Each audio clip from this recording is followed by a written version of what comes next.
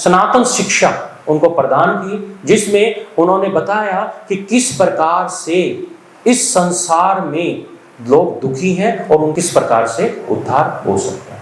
तो सनातन गोस्वामी का मुख्य पहला जो क्वेश्चन था वो यही था कि मैं इस संसार में आ गया हूं, मुझे ये तीन ताप क्यों तंग कर रहे हैं, मैं बहुत परेशान हूं, मैं नहीं चाहता हूं दुख लेना, लेकिन मेरे पास दुख आ रहे हैं।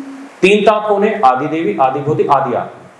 तो ये तीन ताप मुझे इतना तंग क्यों कर रहे हैं, जिसकी वजह से मैं भगवान का स्मरण नहीं कर पा रहा हूं। अपने आप को बहुत दीन मानते थे मंत्री, पोस्ट बहुत बड़ी थी उनकी, बहुत पैसे थे, लेकिन अपने आप को दीन मानते थे कि क्यों? क्योंकि जब शरीर के धरातल पर जब हम होते हैं तो हमारी जो चेतना है वो किस चीज की विकसित होती है कि मैं ये शरीर हूं, आत्मा नहीं।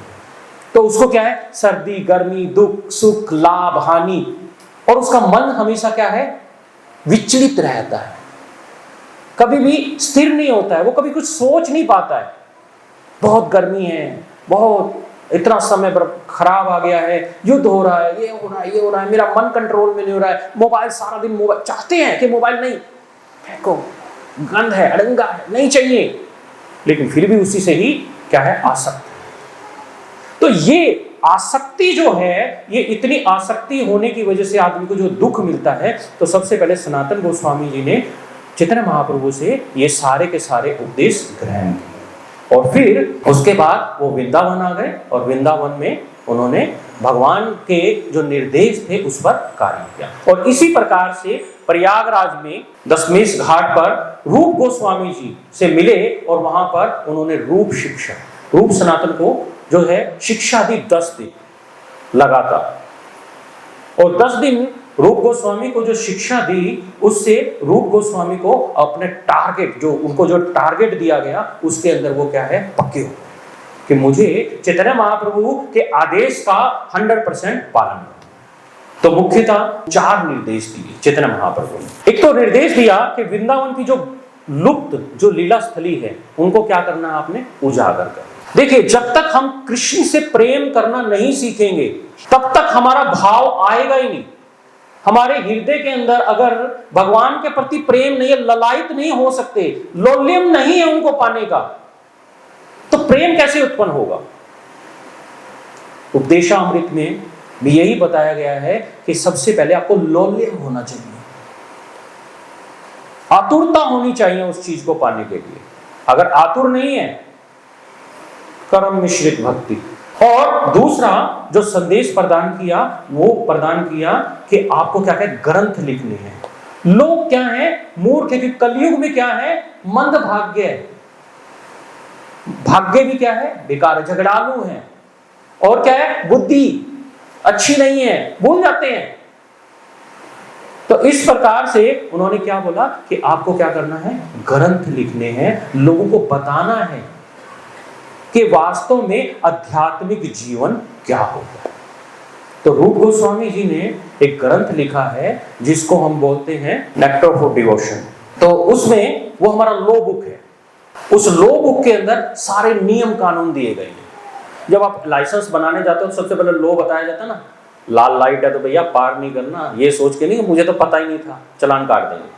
तो इसलिए जो रूप गोस्वामी जी ने सबसे पहले क्या किया कि ये ग्रंथ लिखे। इन ग्रंथों, वो भागवत और ज्यादा वो नहीं करते थे, वो क्या करते थे कि भगवान की लीला स्थलियों की खोज करते थे, और साथ में क्या करते थे, उन ग्रंथों का प्रकाशन करते थे। और वहां पर ऐसा नहीं था कि बहुत सारी वो मशीन भी थी, भैया एक पेपर निकाला 10 कॉपियां बन गई, एक ही कॉपी होती थी, ठीक है, ओके। और उसके बाद उन्होंने बताया कि जो अर्चक विग्रहों की सेवा की जाती है, अब हमारा भगवान के साथ प्रेम कैसे उत्पन्न होगा, हम विग्रहों की तो सेवा करते नहीं है।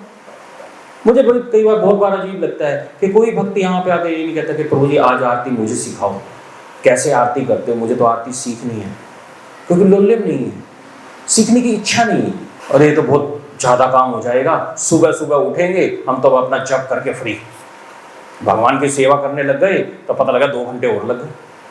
और क्या सारा दिन इन्हीं के लिए थोड़ी बैठे हैं? नहीं, इन्हीं के लिए ही बैठे हैं हम। तब तक भगवान के साथ प्रेम उत्पन्न नहीं होगा जब तक हम विग्रहों को टच नहीं करेंगे।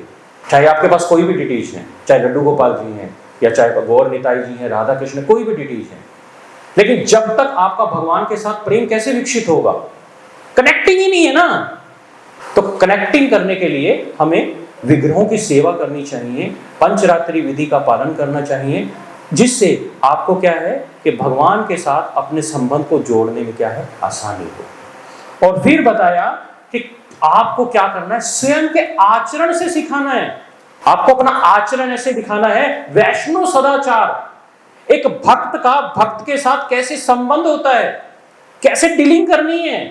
क्योंकि हम पढ़ते हैं, सुनते हैं कि भक्ति जो है वो भक्तों के माध्यम से प्राप्त होती है। अब ये तो पता लग गया, क्योंकि भगवान तो स्वयं आके कहने वाले नहीं है जब तक शुद्ध नहीं है। शुद्ध होने के लिए भक्ति की प्रैक्टिस करनी पड़े, नवदा भक्ति। अब नवदा भक्ति करेंगे तो उसके लिए क्या चाहिए? साधु संग चाहिए, श्रद्धा, साधु संग, ठीक है ना। भजन प्रक्रिया, अनर्थ निवृत्ति।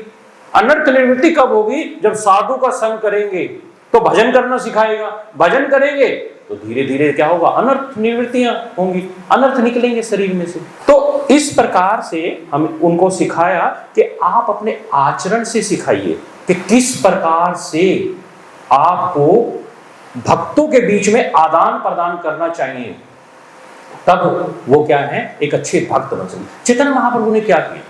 चैतन्य महाप्रभु ने 24 साल तक अपनी जो नॉर्मल जो लीलाएं हैं, अपने फैमिली के साथ रहते थे, बचपन की जो लीलाएं थी, किशोर जो लीला थी वो की। उसके बाद जगन्नाथपुरी आ गए। जगन्नाथपुरी आने के बाद 6 साल वो दक्षिण भारत की यात्रा पर गए। वहां पर क्या किया उन्होंने? सब लोगों से प्रेम पूर्वक व्यवहार किया, लोगों को प्रेम प्रदान किया। जो भी उनको टच करता कृष्ण प्रेम में मोहित हो जाता। जिसको भी टच करते, कोविड आ गया कृष्ण प्रेम का, जिसको टच करते वही कृष्ण भक्त बन जाता, क्योंकि वो स्वयं कृष्ण है, वो दे सकते थे। तो इस प्रकार से जो अगले जो 6 साल रहे, जैसे क्या 48 साल थे, 6 साल 24 साल तक वो अपने गृहस्थ जीवन में और अन्य कार्य उन्होंने किए, नवद्वीप में रहते थे। उसके बाद 6 साल वो दक्षिण भारत की यात्रा पर चले गए, 30 हो गए। उसके बाद जो 6 साल हैं, 6 साल उन्होंने भक्तों के साथ आदान प्रदान किया। आदान प्रदान कैसे? कि जैसे रथ यात्रा हो रही है तो बंगाल से भक्त आते थे और भक्त आते थे, कोई कहीं से आता, कोई कहीं से आता, उनसे आदान प्रदान करता। आज चैतन्य महाप्रभु को कोई निमंत्रण देता था कि आप प्रसाद के लिए आइए, आज को प्रसाद पे आइए, आज इस पे आइए, इस पे आइए। हम कई बार अपना जीवन सोचते हैं, हम जब भक्ति में आए थे ना तो हमें बड़ा अच्छा लगता था क्या कि हम क्या करते, एक दूसरे के यहाँ प्रसाद में बुलाते रहते थे, आदान प्रदान करते रहते, बड़ा अच्छा लगता था। तो आज भी वो मिस करते हैं। आज हमारी स्थिति क्या है? माता जी ने मुझे 1 महीने पहले इनवाइट किया था, ना मेरे पास टाइम है और ना माता जी के पास टाइम है।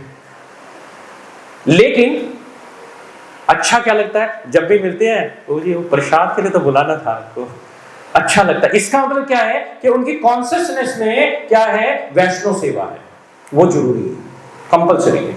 तो इस प्रकार से अपने आचरण से भक्त सिखाता है कि किस प्रकार से आपको भक्तों के साथ अपने संबंध को विकसित करना चाहिए। और ये जो आचरण है ना, भक्तों का आचरण बहुत जरूरी है। तो इसलिए सदा वैष्णव सदाचार का पालन करना चाहिए। हमारी एक पुस्तक आती है वैष्णव सदाचार, इसको जरूर पढ़िए, बहुत महत्वपूर्ण पुस्तक है ये। इस पुस्तक को जाने बिना आपको पता नहीं लगेगा कि भक्तों के साथ कैसे व्यवहार करना है, तो बहुत जरूरी है। इसको पढ़ेंगे, समझेंगे तो आपको बहुत कुछ सीखने को मिलेगा।